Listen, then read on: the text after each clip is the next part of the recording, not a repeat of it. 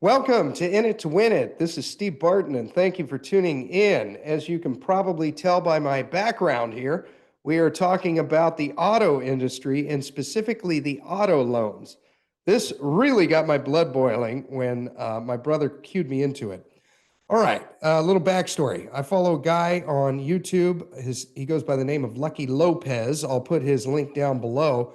And he has been in the auto business for about 2 decades. And this guy really knows this market inside and out. He started from the ground up, worked up his way to where he has his own dealership. He does these loans. He deals with the bankers and the banks that trade these loans all the time. And so one thing that I've learned from him is during the COVID crisis, when everyone was getting stimmy checks like candy, a lot of people went out and they purchased cars and trucks that they had absolutely no business purchasing.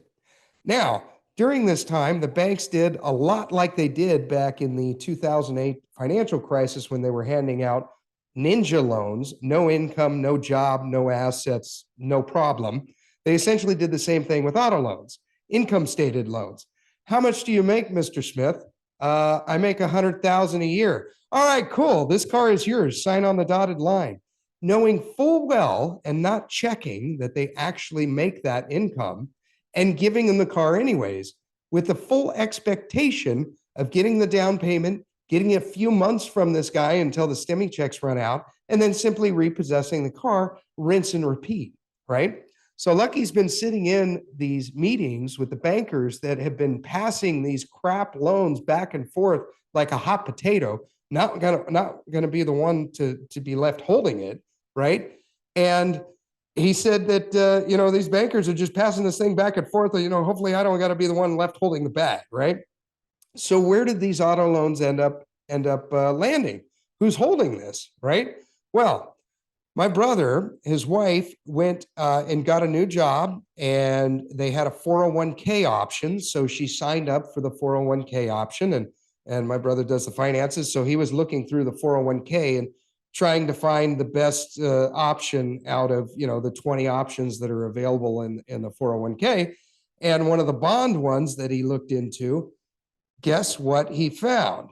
If this doesn't make your blood boil, I really don't know what will. All right, this is a screenshot that he took of this bond that was available in the 401k. Now, take a look at this.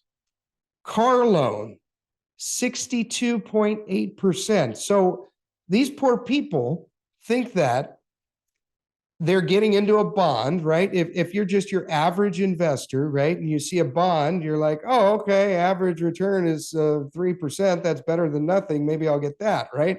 Well, 63% of this is in this crappy auto loan industry that's about to implode, right?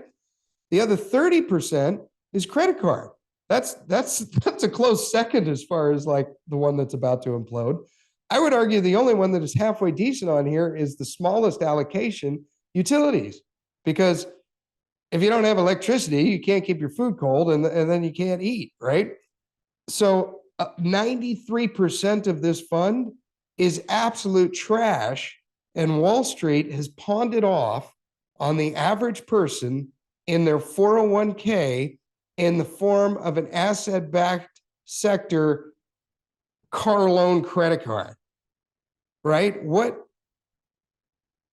That is so wrong on so many levels, but unfortunately it's legal. And this is the price of not being financially educated, not diving down in and not doing your due diligence and actually looking into what fund are you actually in?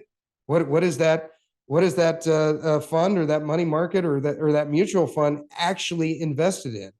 All right.